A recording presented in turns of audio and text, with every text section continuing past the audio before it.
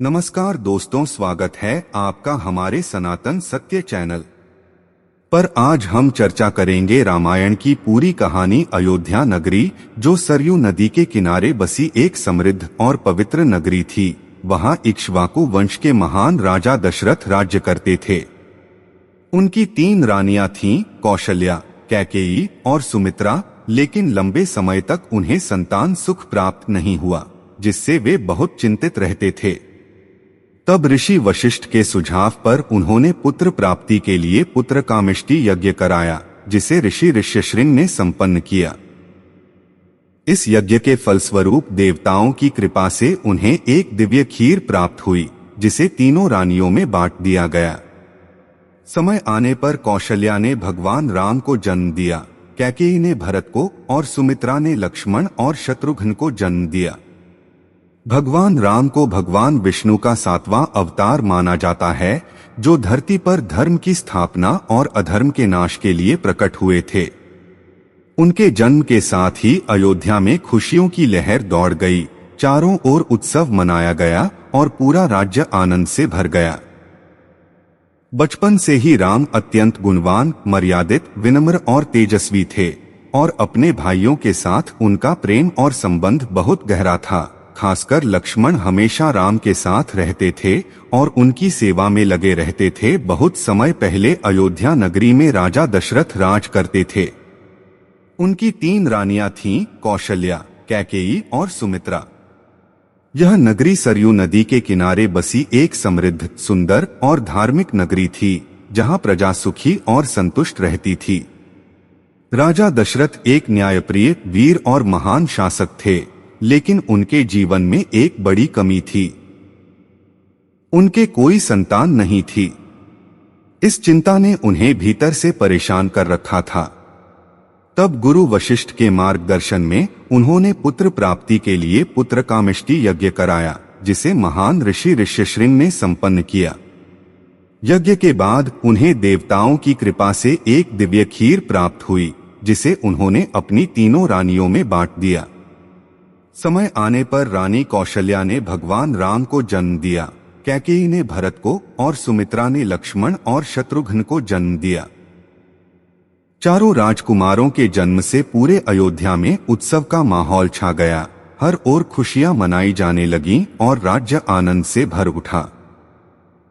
भगवान राम को भगवान विष्णु का अवतार माना जाता है, जो धरती पर धर्म की रक्षा और अधर्म के नाश के लिए प्रकट हुए थे, और बचपन से ही वे अपने आदर्श गुणों, विनम्रता और मर्यादा के लिए जाने जाते थे।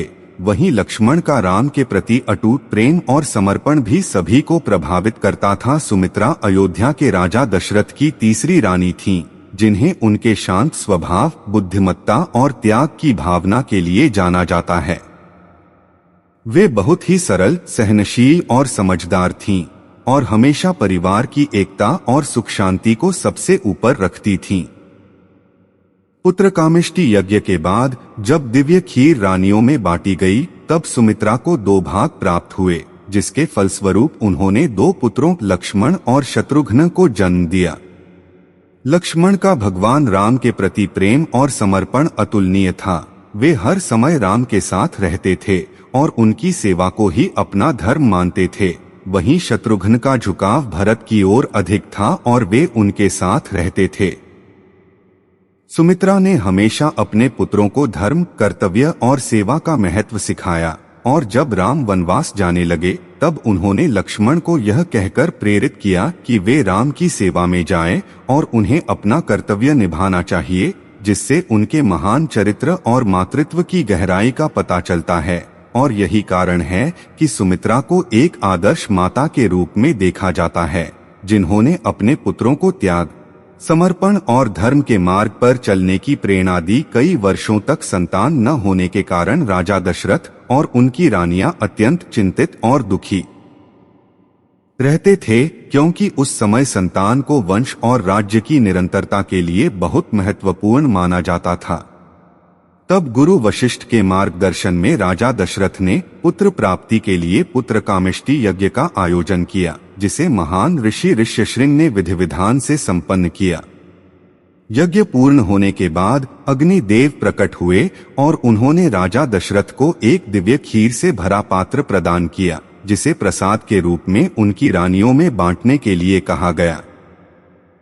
राजा ने वह खीर कौशल्या, कैकेयी और सुमित्रा में बांट दी, जिससे समय आने पर चारों पुत्रों का जन्म हुआ। कौशल्या से राम, कैकेयी से भरत और सुमित्रा से लक्ष्मण तथा शत्रुघ्न। इन चारों राजकुमारों के जन्म से अयोध्या में हर्ष और उल्लास का वातावरण छा गया। पूरे राज्य में उत्सव मनाया गया और प्रजा अत्यंत प्रसन्न हुई। भगवान राम को भगवान विष्णु का अवतार माना जाता है, जो धर्म की स्थापना और अधर्म के विनाश के लिए धरती पर आए थे, जबकि भरत अपने धर्मनिष्ठ और त्यागपूर्ण स्वभाव के लिए जाने जाते हैं। लक्ष्मण अपने भाई राम के प्रति अटूट प्रेम और सेवा के प्रतीक हैं, और शत्रुघ्न भी अपने कर्तव्यनिष्ठ और विनम्र स्वभाव के कारण विशेष स्थान रखते हैं। इस प्रकार चारों भाइयों का जन्म न केवल राजा दशरथ के जीवन में खुशी लेकर आया, बल्कि आगे चलकर उन्होंने अपने आदर्शों और कर्मों से पूरी मानवता को प्रेरणा दी। राम सबसे बड़े थे और भगवान विष्णु के अवतार माने जाते हैं, जिन्हें धर्म की स्थापना, सत्य की रक्षा और अधर्म के विनाश के लिए धरती पर अवतरित हुआ माना जाता है। उनका जन्म केवल एक राजकुमार के रूप में नहीं, बल्कि एक आदर्श पुरुष के रूप में हुआ था, जिन्हें मर्यादा पुरुषोत्तम कहा जाता है, क्योंकि उन्होंने अपने जीवन में हर रिश्ते और हर कर्तव्य को पूरी ईमानदारी, त्याग और मर्यादा के साथ निभाया। बचपन से ही राम अत्यंत विनम्र, दयालु, साहसी और धर्मपरायण थे।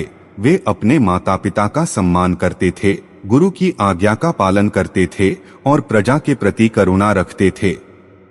उन्होंने कभी भी शक्ति या अधिकार का अहंकार नहीं किया, बल्कि हमेशा सत्य और न्याय के मार्ग पर चलते रहे। भगवान विष्णु के अवतार होने के कारण उनका उद्देश्य रावण जैसे अधर्मी और अहंकारी राक्षस का अंत करना था, जिसने अपने बल और ज्ञान का दुरुपयोग करके पूरे संसार में भय और अन्याय फैलाया था।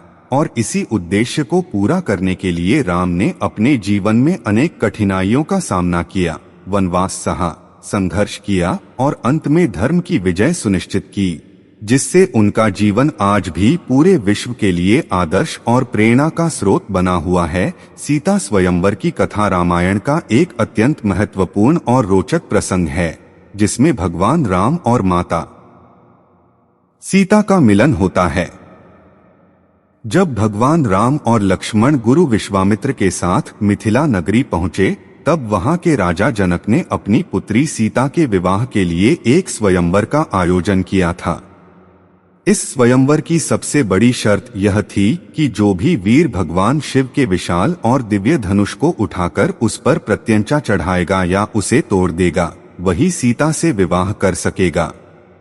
इस धनुष को उठाना ही अत्यंत कठिन था, इसलिए अनेक बड़े बड़े राजा और योद्धा इस परीक्षा में असफल हो गए और कोई भी उस धनुष को हिला तक नहीं पाया। तब गुरु विश्वामित्र की आज्ञा से भगवान राम आगे बढ़े और उन्होंने सहज भाव से उस भारी धनुष को उठाकर जैसे ही उसे चढ़ाने का प्रयास किया, वह धनुष उनके हाथों से टूट गया, जिससे पूरा सभा स्थल गूंज उठा और सभी लोग आश्चर्यचकित रह गए। राजा जनक अत्यंत प्रसन्न हुए और उन्होंने अपनी पुत्री सीता का विवाह भगवान राम से कर दिया। इस प्रकार राम और सीता का पवित्र विवाह संपन्न हुआ, जो आदर्श प्रेम, विश्वास और मर्यादा का प्रतीक माना जाता है।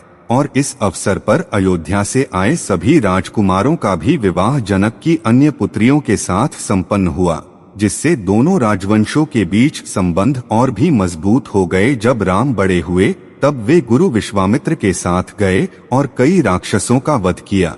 यह प्रसंग उनके जीवन का एक महत्वपूर्ण चरण था, जहां उन्होंने पहली बार अपने दिव्य शौर्य और धर्म की रक्षा के संकल्प को प्रकट किया। गुरु विश्वामित्र अपने यज्ञों को राक्षसों द्वारा बार बार नष्ट किए जाने से चिंतित थे, इसलिए वे अयोध्या आए और राजा दशरथ से राम और लक्ष्मण को अपने साथ भेजने का अनुरोध किया, ताकि वे यज्ञ की रक्षा कर सकें। प्रारंभ में राजा दशरथ संकोच में थे, लेकिन गुरु वशिष्ठ के समझाने पर उन्होंने राम और लक्ष्मण को उनके साथ भेज दिया।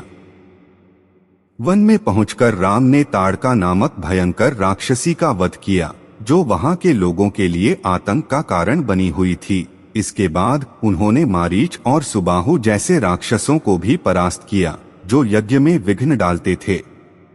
राम और लक्ष्मण ने पूरी निष्ठा और साहस के साथ गुरु विश्वामित्र के यज्ञ की रक्षा की, जिससे यज्ञ सफलतापूर्वक पूर्ण हुआ और ऋषियों को शांति मिली। इस दौरान गुरु विश्वामित्र ने राम को कई दिव्य अस्त्र शस्त्रों का ज्ञान भी दिया, जिससे उनकी शक्ति और भी बढ़ गई, और यही अनुभव आगे चलकर रावण जैसे शक्तिशाली राक्षस से युद्ध में उनके लिए अत्यंत सहायक सिद्ध हुआ। इसके बाद वे मिथिला पहुँचे, जहाँ राजा जनक ने अपनी बेटी सीता का स्वयंवर रखा था, और यह स्वयंवर पूरे विश्व में अपनी कठिन शर्त के कारण प्रसिद्ध था, क्योंकि राजा जनक ने यह प्रतिज्ञा की थी कि केवल वही वीर पुरुष सीता से विवाह कर सकेगा जो भगवान शिव के विशाल और अत्यंत भारी धनुष को उठाकर उस पर प्रत्यंचा चढ़ा सकेगा। यह धनुष वर्षों से राजा जनक के महल में सुरक्षित रखा हुआ था, और उसे साधारण मनुष्य तो दूर बड़े बड़े शक्तिशाली राजा भी हिला नहीं पाए थे।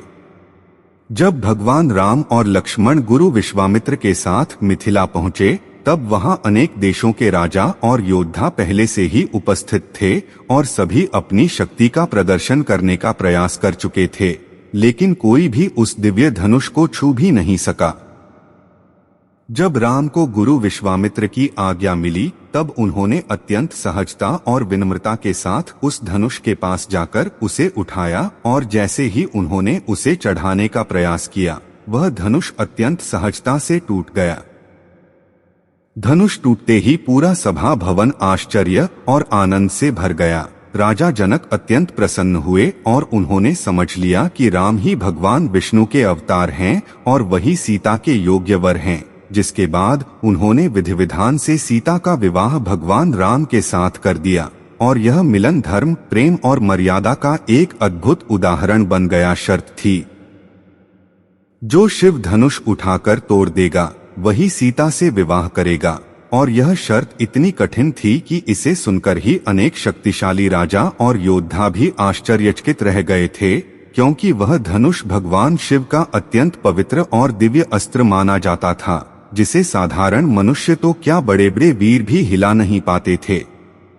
राजा जनक ने यह शर्त इसलिए रखी थी ताकि सीता का विवाह किसी सामान्य व्यक्ति से नहीं, बल्कि किसी महान, योग्य और अत्यंत शक्तिशाली पुरुष से हो, जो धर्म, शक्ति और मर्यादा का प्रतीक हो। स्वयंवर सभा में अनेक देशों के राजा आए थे, और सभी ने अपनी अपनी शक्ति दिखाने की कोशिश की, लेकिन कोई भी उस विशाल धनुष को उठाना तो दूर, उसे छू भी नहीं सका। जब भगवान राम गुरु विश्वामित्र की आज्ञा से आगे बढ़े, तो उन्होंने बिना किसी अहंकार के अत्यंत सहजता से उस धनुष को उठाया, और जैसे ही उसे चढ़ाने का प्रयास किया, वह धनुष उनके हाथों से टूट गया। इस घटना से पूरी सभा में आश्चर्य, आनंद और श्रद्धा का वातावरण बन गया। राजा जनक अत्यंत प्रसन्न हुए, और उन्होंने समझ लिया कि राम ही सच्चे धर्म और दिव्यता के प्रतीक हैं। जिसके बाद उन्होंने अपनी पुत्री सीता का विवाह भगवान राम के साथ कर दिया, और यह मिलन आदर्श, प्रेम, विश्वास और मर्यादा का अद्भुत उदाहरण बन गया। राम ने धनुष तोड़ दिया और सीता से उनका विवाह हो गया। यह क्षण मिथिला के इतिहास का सबसे दिव्य और अविस्मरणीय पल बन गया, क्योंकि जैसे ही भगवान राम ने भगवान शिव के विशाल धनुष को सहजता से उठाकर उस पर प्रत्यंचा चढ़ाने का प्रयास किया और वह धनुष टूट गया, पूरे सभा मंडप में दिव्य ध्वनि गूंज उठी और सभी लोग आश्चर्य और श्रद्धा से भर गए। राजा जनक को यह समझ में आ गया कि भगवान राम कोई साधारण मनुष्य नहीं, बल्कि स्वयं भगवान विष्णु के अवतार हैं, जो धर्म की स्थापना के लिए धरती पर आए हैं। इसलिए उन्होंने अत्यंत प्रसन्न होकर अपनी पुत्री सीता का विवाह राम से करने का निर्णय लिया।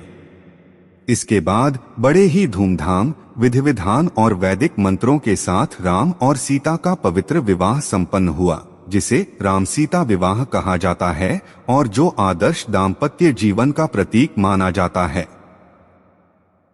इस विवाह में केवल राम और सीता ही नहीं बल्कि अयोध्या से आए भरत, लक्ष्मण, शत्रुघ्न और मिथिला की अन्य राजकुमारियों के साथ भी विवाह हुए, जिससे दोनों राजवंशों के बीच संबंध और भी मजबूत हो गए।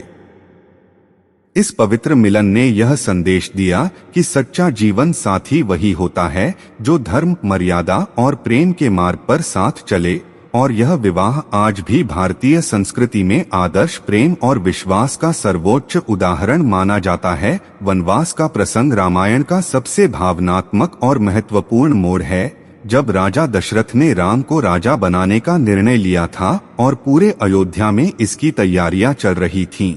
लेकिन इसी बीच रानी कैकेयी की दासी मंथरा ने उनके मन में यह बात भर दी कि यदि राम राजा बन गए तो भरत का भविष्य प्रभावित हो जाएगा, जिसके बाद कैकेयी ने राजा दशरथ से अपने 2 वरदान मांग लिए। पहला कि भरत को अयोध्या का राजा बनाया जाए और दूसरा कि राम को 14 वर्षों का वनवास दिया जाए। इन वरदानों को सुनकर राजा दशरथ अत्यंत दुखी और व्यथित हो गए, क्योंकि वे राम से अत्यधिक प्रेम करते थे, लेकिन अपने वचन की मर्यादा के कारण वे उन्हें तोड़ नहीं सकते थे। जब राम को इस बात का पता चला तो उन्होंने बिना किसी विरोध के पूर्ण शांत मन से अपने पिता के वचन का पालन करने का निर्णय लिया और वन जाने के लिए तैयार हो गए। माता सीता ने भी अपने पति के साथ वन जाने का निश्चय किया और लक्ष्मण ने भी अपने भाई राम के साथ वन में जाने का संकल्प लिया। इस प्रकार राम, सीता और लक्ष्मण अयोध्या छोड़कर वन की ओर निकल पड़े। इस दृश्य को देखकर पूरा अयोध्या शोक में डूब गया। लोग रोने लगे। राजा दशरथ पुत्र वियोग में अत्यंत दुखी हो गए और अंततः उनका देहांत हो गया।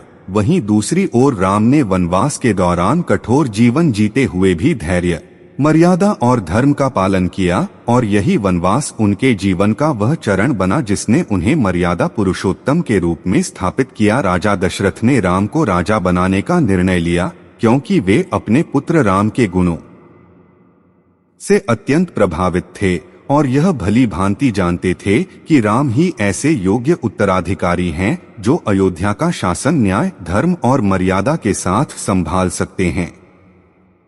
राम बचपन से ही विनम्र, सत्यवादी, आज्ञाकारी और प्रजा के प्रति करुणा रखने वाले थे। इसलिए राज्य के मंत्री, गुरु वशिष्ठ और स्वयं राजा दशरथ भी यह मान चुके थे कि अब समय आ गया है कि अयोध्या का राजभार राम को सौंप दिया जाए। पूरे राज्य में इस निर्णय की घोषणा होते ही खुशी का माहौल बन गया। प्रजा उत्साहित हो गई और राजमहल में राज्याभिषेक की तैयारियां शुरू हो गईं। लेकिन इसी बीच राजमहल की राजनीति और षड्यंत्र के कारण स्थिति बदल गई, जिसके कारण यह सुखद निर्णय एक बड़े दुखद प्रसंग में परिवर्तित हो गया, जिससे आगे चलकर राम को वनवास स्वीकार करना पड़ा और पूरा घटनाक्रम रामायण की कथा को एक नई दिशा दे गया, जो त्याग, धर्म और सत्य की महान मिसाल बन गई। लेकिन कैकेयी ने अपने 2 वरदान मांग लिए। यह वह निर्णायक क्षण था जिसने पूरे अयोध्या के भाग्य को बदल दिया और रामायण की कथा को एक नया मोड़ दे दिया। कैकेयी, जो पहले राजा दशरथ की प्रिय रानी मानी जाती थीं, मंथरा के बहकावे में आकर यह मान बैठी कि यदि राम राजा बन गए तो उनके पुत्र भरत को राज्य नहीं मिलेगा।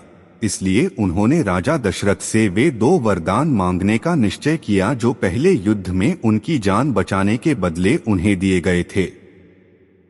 पहले वरदान में उन्होंने मांगा कि उनके पुत्र भरत को अयोध्या का राजा बनाया जाए और दूसरे वरदान में उन्होंने मांगा कि राम को 14 वर्षों के लिए वनवास भेजा जाए। यह सुनकर राजा दशरथ अत्यंत व्यथित हो गए। उनका हृदय टूट गया, क्योंकि वे राम से अत्यधिक प्रेम करते थे और उन्हें यह निर्णय स्वीकार करना असंभव लग रहा था। लेकिन अपने वचन की मर्यादा के कारण वे उसे तोड़ भी नहीं सकते थे। इस घटना ने न केवल राजमहल को शोक में डुबो दिया, बल्कि आगे चलकर राम, सीता और लक्ष्मण के वनगमन का कारण बनकर पूरे इतिहास की दिशा बदल दी और धर्म, त्याग तथा कर्तव्य की एक अमर मिसाल स्थापित की। पहला, भरत राजा बने, यह कैकेयी द्वारा मांगा गया पहला वरदान था, जिसके पीछे उनका यह विश्वास और भाव था कि उनके पुत्र भरत को अयोध्या का राजसिंहासन मिलना चाहिए। क्योंकि उन्हें मंथरा के बहकावे में यह आशंका हो गई थी कि राम के राजा बनने पर भरत का अधिकार और भविष्य कमजोर हो जाएगा। इस वरदान के माध्यम से उन्होंने राजा दशरथ से यह मांग की कि राम के स्थान पर भरत को अयोध्या का राजा घोषित किया जाए, जिससे राजगद्दी पर उनका पुत्र शासन कर सके। राजा दशरथ इस मांग को सुनकर अत्यंत दुखी और स्तब्ध रह गए, क्योंकि वे राम को राजा बनाने का निर्णय पहले ही ले चुके थे और पूरे राज्य में राज्याभिषेक की तैयारियां चल रही थीं। भरत स्वयं भी इस स्थिति से अनजान थे और वे अपने मामा के यहाँ गए हुए थे, इसलिए इस वरदान ने अयोध्या के राजनीतिक और भावनात्मक संतुलन को पूरी तरह बदल दिया। यह निर्णय आगे चलकर राम के वनवास और भरत के त्यागपूर्ण शासन का कारण बना, जहां भरत ने स्वयं राजा बनने से इनकार करते हुए राम की पादुकाएं सिंहासन पर रखकर राज्य चलाया और यह सिद्ध किया कि सच्चा धर्म और प्रेम पद या सत्ता से ऊपर होता है। दूसरा, राम को 14 साल का वनवास दिया जाए। यह कैकेयी का दूसरा वरदान था, जो रामायण की पूरी कथा को बदल देने वाला सबसे कठोर और भावनात्मक निर्णय बन गया। इस वरदान में उन्होंने राजा दशरथ से यह मांग की कि उनके पुत्र राम को 14 वर्षों के लिए राज्य, राजमहल और अयोध्या से दूर वन में भेज दिया जाए, जहां उन्हें कठिन जीवन, वन्य परिस्थितियों और अनेक संघर्षों का सामना करना पड़े। राजा दशरथ इस मांग को सुनकर पूरी तरह टूट गए। उनका हृदय पुत्र वियोग की पीड़ा से भर गया और वे इस आदेश को स्वीकार करने में असमर्थ थे, लेकिन अपने दिए गए वचन और मर्यादा के कारण वे उसे वापस भी नहीं ले सकते थे। राम ने जब यह निर्णय सुना तो उन्होंने बिना किसी विरोध, क्रोध या दुहक के इसे सहर्ष स्वीकार कर लिया और अपने पिता के वचन को निभाने के लिए वन जाने का निश्चय किया। इस निर्णय के साथ ही सीता और लक्ष्मण ने भी उनके साथ वन जाने का संकल्प लिया, जिससे यह घटना केवल एक राजा के वनवास की नहीं, बल्कि त्याग, कर्तव्य और धर्म पालन की एक महान मिसाल बन गई। यह 14 वर्षों का वनवास आगे चलकर रावण वध, धर्म की विजय और राम के मर्यादा पुरुषोत्तम रूप की स्थापना का आधार बना, जिसने पूरी रामायण को एक दिव्य और प्रेरणादायक महाकाव्य बना दिया। राम ने बिना विरोध के वनवास स्वीकार कर लिया। यह उनके जीवन का वह क्षण था जिसने उन्हें मर्यादा पुरुषोत्तम के रूप में स्थापित करने में सबसे बड़ी भूमिका निभाई। जब उन्हें यह समाचार मिला कि उनके राज्याभिषेक के स्थान पर उन्हें 14 वर्षों के लिए वन जाना है, तब भी उन्होंने किसी प्रकार का क्रोध, शिकायत या विरोध नहीं किया, बल्कि अत्यंत शांत और संयमित मन से अपने पिता राजा दशरथ के वचन का सम्मान करते हुए इस निर्णय को स्वीकार कर लिया। राम ने यह समझा कि पिता का वचन और सत्य का पालन सबसे बड़ा धर्म है, इसलिए व्यक्तिगत सुख और राजसिंहासन से अधिक महत्वपूर्ण उनके लिए मर्यादा और कर्तव्य था। उनके इस निर्णय ने न केवल उनकी महानता को दर्शाया, बल्कि यह भी सिद्ध किया कि वे एक आदर्श पुत्र, आदर्श व्यक्ति और आदर्श शासक बनने की क्षमता रखते हैं। जब उन्होंने वन जाने का निश्चय किया, तब पूरा अयोध्या शोक में डूब गया, लेकिन राम स्वयं धैर्य और संतुलन के साथ सभी को समझाते हुए आगे बढ़े और यही त्याग आगे चलकर सीता हरण, रावण वध और धर्म की विजय की महान कथा का आधार बना, जिसने उन्हें संसार में सत्य, धैर्य और कर्तव्य का सर्वोच्च प्रतीक बना दिया। सीता और लक्ष्मण भी उनके साथ जंगल चले गए। यह रामायण का एक अत्यंत भावनात्मक और त्यागपूर्ण प्रसंग है, जो परिवार, प्रेम और कर्तव्य की सर्वोच्च मिसाल प्रस्तुत करता है। जब भगवान राम ने वनवास स्वीकार किया, तब माता सीता ने बिना किसी संकोच के अपने पति के साथ वन जाने का निर्णय लिया, क्योंकि उनके लिए राम के बिना राजमहल का सुख भी व्यर्थ था और उन्होंने यह सिद्ध किया कि सच्चा दाम्पत्य जीवन सुख सुविधाओं में नहीं, बल्कि साथ निभाने और हर परिस्थिति में एक दूसरे का साथ देने में होता है। वहीं लक्ष्मण ने भी अपने बड़े भाई राम के प्रति अपनी अटूट भक्ति, प्रेम और समर्पण का परिचय देते हुए वन जाने का संकल्प लिया और उन्होंने यह कहा कि वे राम की सेवा और रक्षा को ही अपना जीवन धर्म मानते हैं, इसलिए वे किसी भी परिस्थिति में उनका साथ नहीं छोड़ेंगे। इस प्रकार राम, सीता और लक्ष्मण ने अयोध्या को छोड़कर वन की ओर प्रस्थान किया, जहां उन्होंने कठिन परिस्थितियों, जंगल के जीवन और अनेक चुनौतियों का सामना किया, लेकिन उनके बीच प्रेम, विश्वास और एकता हमेशा बनी रही। इस घटना ने यह संदेश दिया कि सच्चा परिवार वही है जो सुख और दुख दोनों में एक साथ खड़ा रहे और धर्म तथा कर्तव्य के मार्ग पर अडिग रहे। वन में रहते हुए राक्षस राजा रावण ने छल से सीता का अपहरण कर लिया और उन्हें लंका ले गया। यह रामायण की सबसे दुखद और निर्णायक घटनाओं में से एक है, जिसने पूरी कथा को एक नए मोड़ पर पहुंचा दिया। जब भगवान राम, माता सीता और लक्ष्मण वन में पंचवटी क्षेत्र में शांतिपूर्वक रह रहे थे, तब रावण ने अपनी बहन शूर्पणखा के अपमान और अपने अहंकार के कारण प्रतिशोध की भावना से प्रेरित होकर एक छलपूर्ण योजना बनाई। उसने मारीच नामक राक्षस को स्वर्ण मृग का रूप धारण करने के लिए भेजा, जिसे देखकर सीता जी मोहित हो गईं और उन्होंने राम से उस मृग को लाने का आग्रह किया। राम जब उस मायावी मृग का पीछा करने गए, तब रावण ने साधु का वेश धारण करके आश्रम में प्रवेश किया और छलपूर्वक माता सीता का हरण कर लिया। वह उन्हें अपने पुष्पक विमान में बैठाकर लंका ले गया, जो सोने की नगरी के रूप में प्रसिद्ध थी।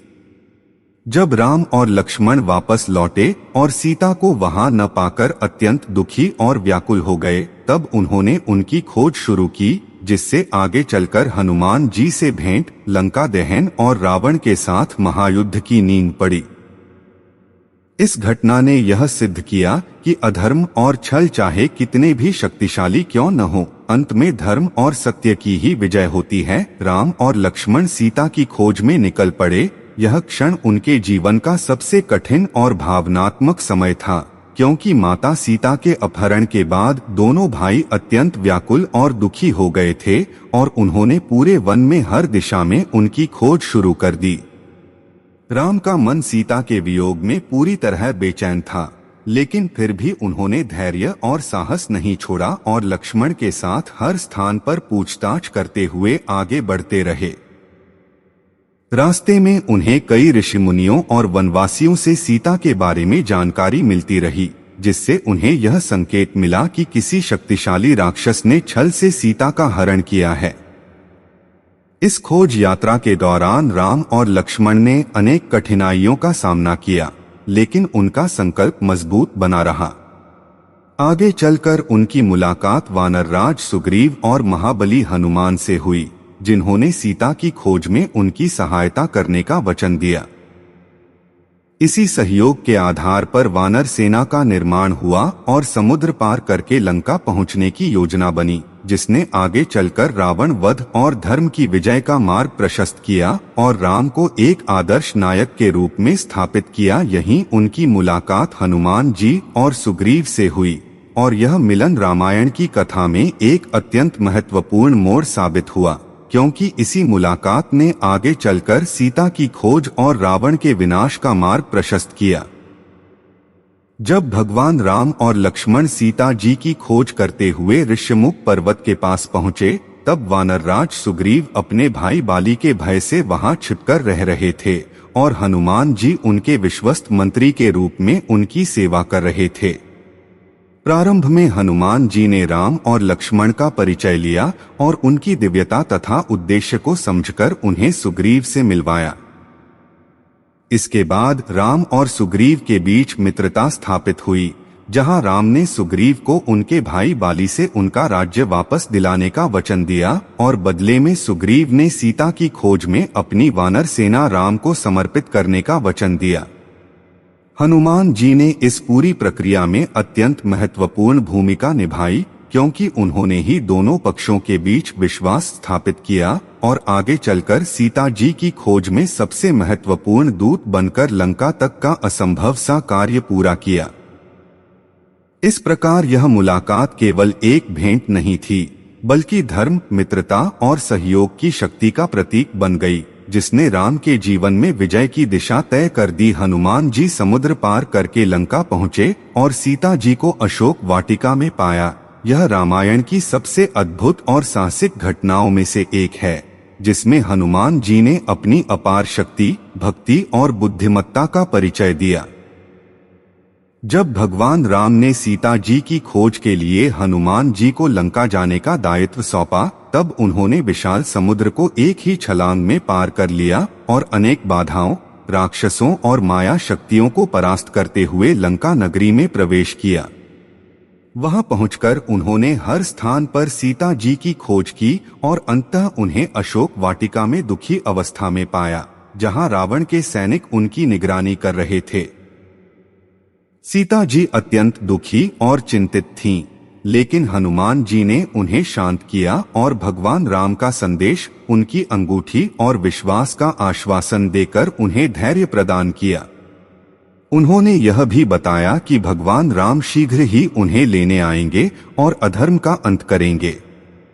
इसके बाद हनुमान जी ने लंका में अपना पराक्रम दिखाते हुए राक्षसों को चेतावनी दी और पूरी लंका में यह संदेश पहुंचा दिया कि धर्म और सत्य की शक्ति से कोई भी नहीं बच सकता। इस प्रकार हनुमान जी का यह कार्य केवल एक खोज नहीं था, बल्कि भक्ति, साहस और सेवा की सर्वोच्च मिसाल बन गया, जिसने आगे चलकर रावण वध और राम रावण युद्ध की नींव रखी। उन्होंने राम का संदेश दिया और लंका में आग लगाकर वापस लौट आए। यह घटना हनुमान जी के पराक्रम और बुद्धि का अद्भुत उदाहरण है, जिसमें उन्होंने न केवल माता सीता को भगवान राम का संदेश पहुंचाया, बल्कि पूरी लंका को यह एहसास भी करा दिया कि धर्म और सत्य की शक्ति को कोई रोक नहीं सकता। जब हनुमान जी ने सीता जी को अशोक वाटिका में भगवान राम की अंगूठी देकर उनका संदेश सुनाया, तो सीता जी को अपार संतोष और आशा मिली कि भगवान राम जल्द ही उन्हें रावण के बंधन से मुक्त कर लेंगे। इसके बाद लंका के राक्षसों ने हनुमान जी को बंदी बनाने का प्रयास किया, लेकिन उन्होंने अपनी अपार शक्ति से सभी को पराजित कर दिया। रावण के आदेश पर उनकी पूंछ में आग लगाई गई, लेकिन हनुमान जी ने उस आग को ही अपनी शक्ति बना लिया और पूरी लंका में घूमकर रावण की सत्ता और अहंकार को चुनौती देते हुए कई स्थानों पर आग लगा दी, जिससे लंका नगरी में हाहाकार मच गया। इसके बाद वे अपनी भक्ति और चातुर्य से सुरक्षित रूप से समुद्र पार करके वापस लौट आए और भगवान राम को सीता जी का पता, उनकी स्थिति और रावण की शक्ति की पूरी जानकारी दी। इस घटना ने आगे चलकर राम रावण युद्ध की तैयारी को और मजबूत किया और यह सिद्ध किया कि सच्ची भक्ति और साहस से असंभव कार्य भी संभव हो जाते हैं। राम ने वानर सेना के साथ मिलकर लंका पर चढ़ाई की। यह रामायण का वह निर्णायक चरण था जब भगवान राम ने हनुमान, सुग्रीव और विशाल वानर सेना के सहयोग से रावण के अत्याचार का अंत करने का संकल्प लिया। जब सीता जी का पता लग चुका था और यह स्पष्ट हो गया था कि उन्हें लंका में बंदी बनाकर रखा गया है, तब भगवान राम ने समुद्र पार करने और लंका तक पहुंचने की योजना बनाई। इसके लिए नल और नील जैसे वानरों की सहायता से समुद्र पर विशाल सेतु का निर्माण किया गया, जिसे राम सेतु कहा जाता है। इस सेतु के माध्यम से पूरी वानर सेना समुद्र पार कर लंका पहुंची और वहां युद्ध की तैयारी शुरू हुई।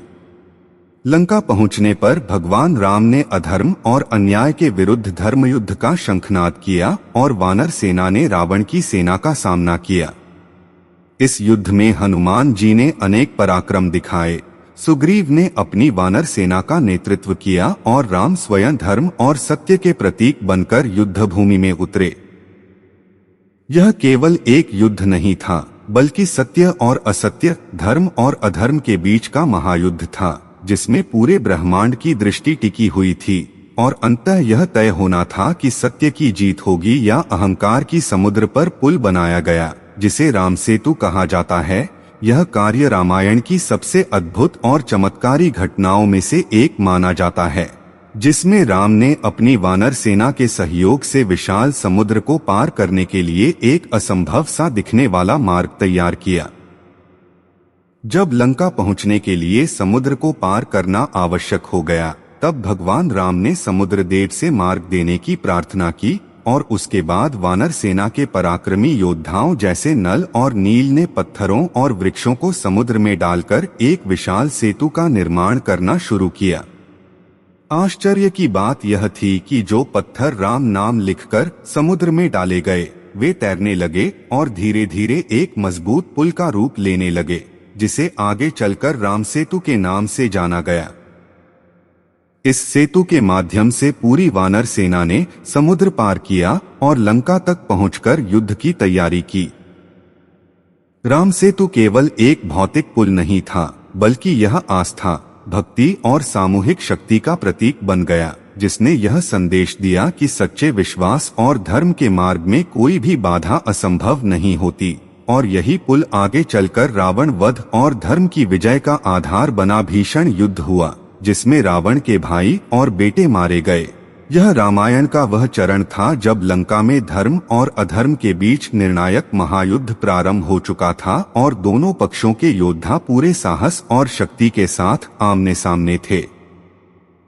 इस युद्ध में भगवान राम की वानर सेना और लंका की राक्षस सेना के बीच भयंकर संघर्ष हुआ, जिसमें हनुमान जी, सुग्रीव, नलनील जैसे वीर योद्धाओं ने अद्भुत पराक्रम दिखाया। अंत में राम ने रावण का वध कर दिया और धर्म की जीत हुई। यह क्षण रामायण के पूरे इतिहास का सबसे महत्वपूर्ण और निर्णायक पल माना जाता है, जब वर्षों से चल रहे अधर्म, अहंकार और अन्याय का अंत हो गया। युद्ध के अंतिम चरण में दोनों के बीच भीषण और दिव्य संघर्ष हुआ, जिसमें रावण ने अपनी पूरी शक्ति, माया और अस्त्र शस्त्रों का प्रयोग किया, लेकिन भगवान राम ने धैर्य, सत्य और धर्म के बल पर उसका सामना किया। रावण अत्यंत शक्तिशाली और विद्वान होते हुए भी अपने अहंकार और अधर्म के कारण कमजोर पड़ गया, जबकि भगवान राम ने मर्यादा और धर्म के मार्ग पर चलते हुए अंतिम प्रहार किया और रावण का अंत कर दिया। रावण के वध के साथ ही लंका में शांति स्थापित हो गई। सीता जी को बंधन से मुक्ति मिली और सभी वानर सेना में आनंद और विजय का वातावरण फैल गया।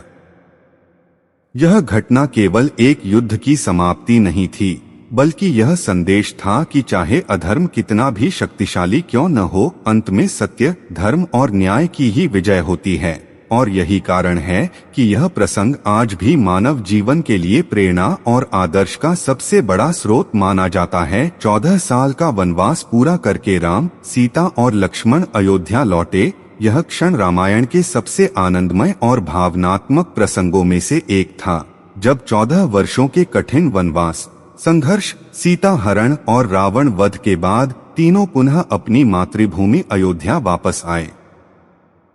उनके लौटने की खबर सुनते ही पूरे राज्य में उत्सव का माहौल बन गया। प्रजा ने दीप जलाकर, फूल बरसाकर और जयघोष करके उनका भव्य स्वागत किया, क्योंकि वे अपने प्रिय राजकुमार और भावी राजा के वापस आने से अत्यंत प्रसन्न थे। अयोध्या नगरी को दीपों से सजाया गया, घर घर में खुशियां मनाई गईं और यह दिन आगे चलकर दीपावली के रूप में प्रसिद्ध हुआ। राम के आगमन के साथ ही धर्म, न्याय और आदर्श शासन की पुनः स्थापना हुई और उन्होंने अपने जीवन के अनुभवों से यह सिद्ध किया कि सच्चा राजा वही होता है जो प्रजा के सुख दुख को समझे और धर्म के मार्ग पर चले।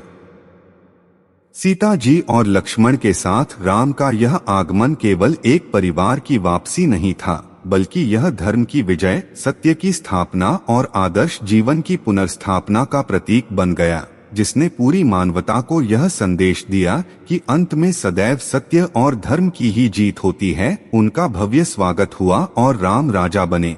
यह क्षण अयोध्या के इतिहास में एक नए युग की शुरुआत का प्रतीक बन गया, जब राम के 14 वर्षों के वनवास के बाद लौटने पर पूरे राज्य में अपार खुशी और उत्सव का माहौल था। अयोध्या नगरी को दीपों, फूलों और रंगोली से सजाया गया और प्रजा ने अपने प्रिय राजकुमार का हृदय से स्वागत किया, क्योंकि उन्होंने अपने जीवन में धर्म, सत्य और मर्यादा का पालन करते हुए रावण जैसे शक्तिशाली अधर्मी का अंत किया था। इसके बाद गुरु वशिष्ठ के मार्गदर्शन में राम का भव्य राज्याभिषेक किया गया, जिसमें उन्हें अयोध्या का राजा घोषित किया गया और उन्होंने सिंहासन ग्रहण कर रामराज्य की स्थापना की। रामराज्य को आदर्श शासन व्यवस्था माना जाता है, जहां न्याय, समानता, शांति और सुख समृद्धि का वातावरण था और कोई भी व्यक्ति दुखी नहीं था। राम ने राजा बनने के बाद प्रजा के कल्याण को सर्वोच्च प्राथमिकता दी और अपने जीवन के अनुभवों के आधार पर ऐसा शासन स्थापित किया जिसमें हर व्यक्ति को न्याय और सम्मान प्राप्त हो। यह घटना केवल एक राज्याभिषेक नहीं थी, बल्कि धर्म और आदर्श शासन की पुनर्स्थापना थी, जिसने आने वाली पीढ़ियों के लिए एक प्रेरणादायक उदाहरण स्थापित किया कि एक सच्चा राजा वही होता है जो अपने कर्तव्य को सर्वोपरि रखकर प्रजा की भलाई के लिए कार्य करे। इस दिन को हम आज भी दीपावली के रूप में मनाते हैं, क्योंकि यह वही शुभ अवसर है जब राम 14 वर्षों का वनवास पूरा करके माता सीता और भाई लक्ष्मण के साथ अयोध्या लौटे थे और उनके स्वागत में पूरे राज्य को दीपों से सजाया गया था। अयोध्या की प्रजा ने अपने प्रिय राजा के आगमन पर घर घर दीप जलाए, खुशियां मनाई और नगर को प्रकाश से भर दिया, जिससे चारों ओर आनंद और उत्सव का वातावरण बन गया। यह केवल एक वापसी का उत्सव नहीं था, बल्कि अंधकार पर प्रकाश की, अधर्म पर धर्म की और बुराई पर अच्छाई की विजय का प्रतीक बन गया। भगवान राम ने रावण का वध करके सीता माता को मुक्त कराया था और धर्म की पुनः स्थापना की थी, इसलिए उनके लौटने की खुशी को लोगों ने दीप जलाकर व्यक्त किया, जो आगे चलकर दीपावली पर्व के रूप में प्रसिद्ध हो गया। आज भी यह पर्व हमें यह संदेश देता है कि चाहे जीवन में कितना भी अंधकार या कठिनाई क्यों न हो, सत्य, धैर्य और धर्म के मार्ग पर चलकर हर अंधकार को प्रकाश में बदला जा सकता है। और यही कारण है कि दीपावली केवल एक त्योहार नहीं, बल्कि आशा, विजय और सकारात्मकता का प्रतीक माना जाता है।